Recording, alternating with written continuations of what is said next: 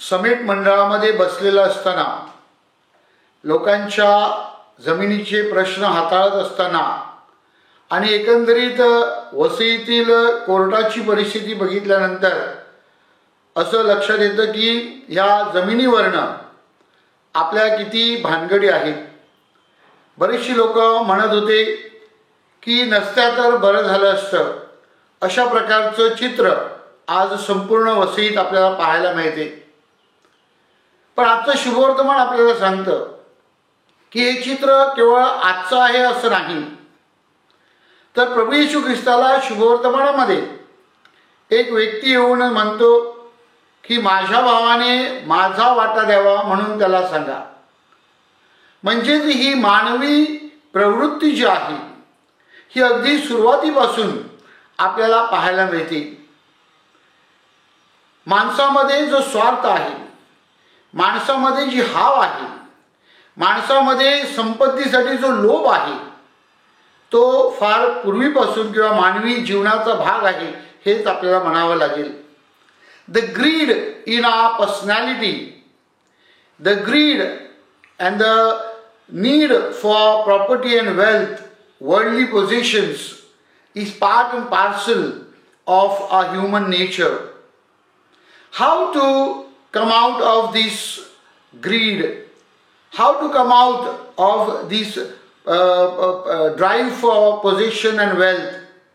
या हावपासून, या लोभापासून आपण कसे दूर राहावे याचं सुंदर वर्णन आपल्याला आजच्या प्रभू शब्दामध्ये करण्यात आलेला आहे. आजच्या पहिल्या वचनामध्ये आपल्याला उपदेशक सांगतो, व्यर्थही व्यर्थ, सर्व काही व्यर्थ.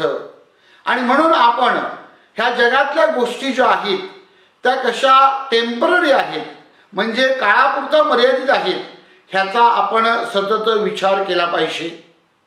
मात्र शुभवर्तमानामध्ये जो माणूस, ज्याला श्रीमंत आणि मूर्ख असं म्हटलेलं आहे, a rich fool, what a contradiction, तशा प्रकारची उपमा या माणसाला दिली आहे.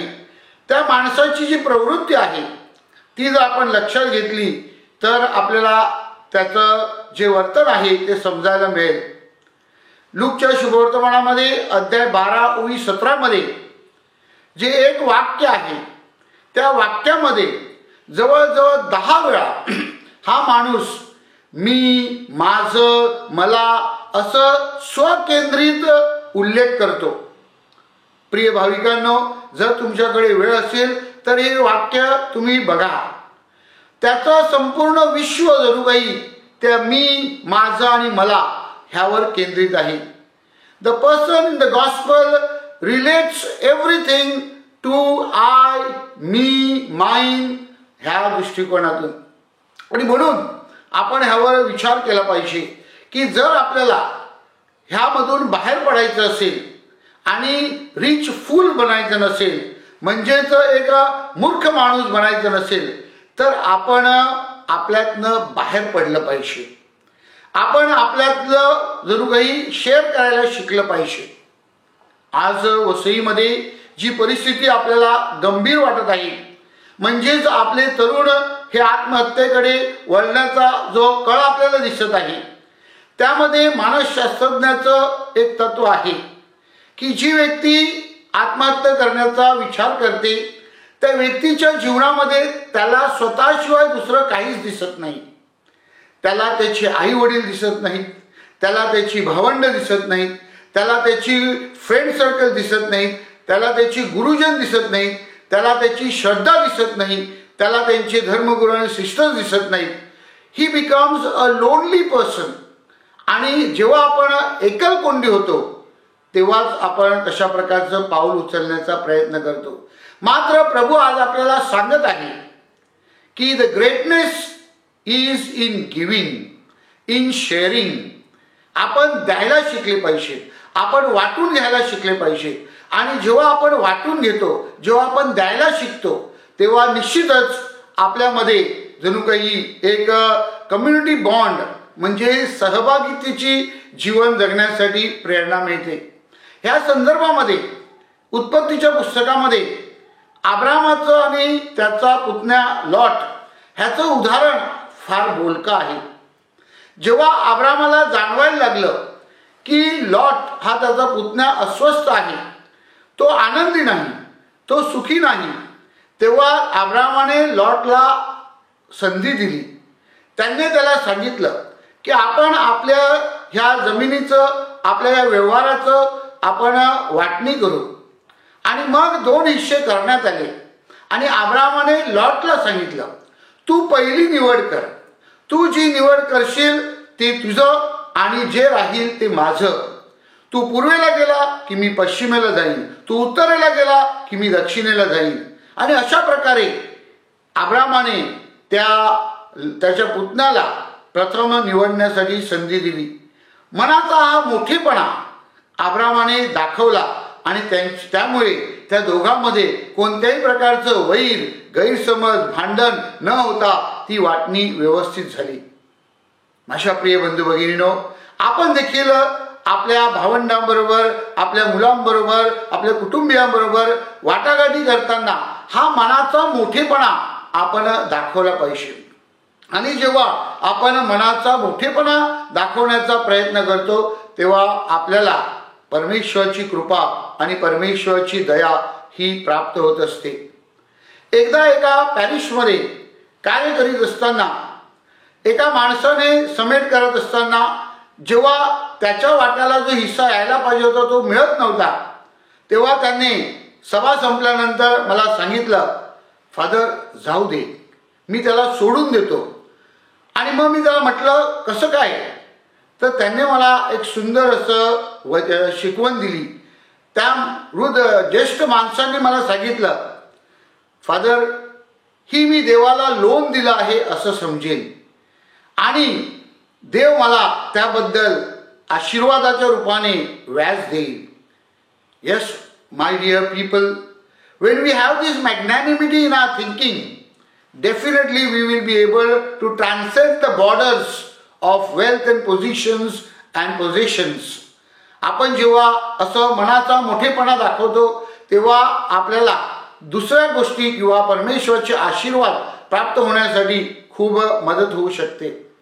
दुसरा मुद्दा माझ्या प्रिय भाविकांनो मला तुम्हाला सांगायचा आहे आणि तो म्हणजे की आपलं हे जीवन आहे हे आपण ह्या जगापुरता मर्यादित ठेवायचं नाही.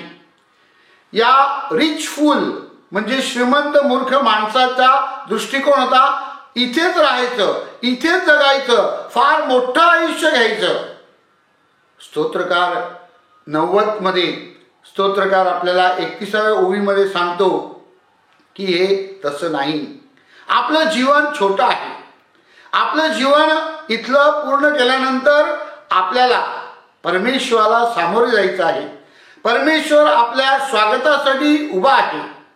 त्यावेळेला परमेश्वर शब्द काय काढणार आहे? अरे मूर्खा, की परमेश्वर शब्द काढणार आहे, माझ्या विश्वासू दासा. How will God receive us? Will God receive us in the words of today's gospel, the you fool, or will God receive us, come my faithful servant? माझ्या प्रिय बंधू भगिनीनो, जी आपली तरुण पोरं या आत्महत्येच्या दिशेने वाटचाल करतात त्यांनी हा दृष्टिकोन लक्षात ठेवला पाहिजे. Our life is only this, not this life. आपलं जीवन केवळ हे जीवन नाही आहे, तर ह्या पलीकडे आपल्याला एक स्वर्गीय अनंत इटर्नल जीवन आहे आणि त्याचा आपण विचार केला पाहिजे. आणि आपल्याला परमेश्वर पुढे उभं राहायचं आहे. तेव्हा परमेश्वर आपलं स्वागत कशा प्रकारे करेल त्यावर आपण विचार करायचा आहे. आणि म्हणून माझ्या प्रिय बंधू भगिनीनो, आपण आपल्या मुलांमध्ये हे अहिक जगाच्या जीवनापेक्षा अनंतकाळचं जीवन आहे, मोठं जीवन आहे, त्यावर लक्ष केंद्रित करण्यासाठी त्यांना मदत करावी.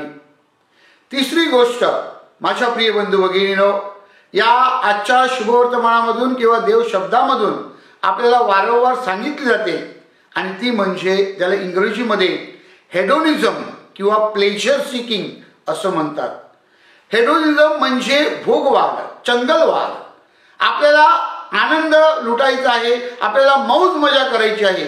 हा जो मूर्ख माणूस आहे आजच्या शुभवर्तमानातला, तो तशा प्रकारची भाष्य करतो, मी मजा करीन, मी आनंद करीन, मी I will enjoy my life. Life is not just enjoyment, life is not just pleasure, life is not seeking what you want. परंतु जीवनामध्ये आणखीन चांगल्या गोष्टी आहेत आणि त्या म्हणजे परमेश्वरामध्ये आपल्याला गुंतून द्यायचं आहे, अध्यात्मामध्ये आपल्याला वाढायचं आहे. आणि म्हणून माझ्या प्रिय पालकांनो आणि बंधू भगिनींनो, आपल्या मुलांमध्ये, आपल्या कुटुंबामध्ये जो चंगावाद चाललेला आहे, जो भोगवाद चाललेला आहे, या जगातल्या गोष्टीमध्ये सुख सोयी शोधण्याचा जो आपण प्रयत्न करीत आहोत, ह्या उलट आपल्याला अध्यात्म वाढवलं पाहिजे. We need to increase the presence of God in our family. आपल्या कुटुंबामध्ये, आपल्या समूहामध्ये, आपल्या जीवनामध्ये परमेश्वराला आपण मोठं केलं पाहिजे. मोठमोठ्या इमारती, मोठमोठी सुखसोयीची साधनं ह्याद्वारे आपण जीवनामध्ये आनंद अनुभवू शकत नाही. आणि म्हणून आजचा देव शब्द आपल्याला सांगत आहे की जे व्यर्थ आहे, जे संपणार आहे, जे आउटडेटेड होणार आहे, कालबाह्य होणार आहे, त्याच्या मागे लागू नका. तर जे निरंतर आहे, जे पवित्र आहे, जे शुद्ध आहे, निर्मळ आहे, ते मिळवण्याचा प्रयत्न करा. Try to work to build the presence of God in your life, in your family, in your community. जेव्हा आपण परमेश्वराला मोठं करण्याचा प्रयत्न करतो, जेव्हा आपण परमेश्वरामध्ये मोठं होण्याचा प्रयत्न करतो, तेव्हा आपल्याला परमेश्वराच्या कृपेचा, दयेचा, प्रेमाचा अनुभव येणार आहे. शेवटी माझ्या प्रिय भाविकांनो, आपण अगदी आनंदाने किंवा मौजेमध्ये आपण म्हणतो हे जग सोडून जाताना आपल्याला रिकामी हाताने जायचं आहे. होय, ते सत्य आहे. हे जग सोडून जाताना आपल्याला रिकामी हाताने जायचं आहे. पण हे जग सोडून जाताना आपलं हृदय कशाने भरलं आहे त्याचा आपण विचार केला पाहिजे. आपल्या हृदयामध्ये दया वाढली आहे का? आपल्या हृदयामध्ये क्षमा वाढली आहे का? आपल्या हृदयामध्ये प्रेम वाढलं आहे का? आपल्या हृदयामध्ये जर ह्या गोष्टी वाढल्या तर मरण देखील आनंदाचं असेल, मरण हे सुखाचं असेल, मरण हे परमेश्वराशी आपली भेट असेल. आणि म्हणून प्रभू येशू ख्रिस्त शुभवर्तमानामध्ये आपल्याला आठवण करून देतो की या जगातल्या संपत्तीमध्ये गुंतू नका, तर परमेश्वराच्या उपस्थितीमध्ये गुंतण्याचा प्रयत्न करा. We all need to grow in the presence of God, be rich with the blessings of God.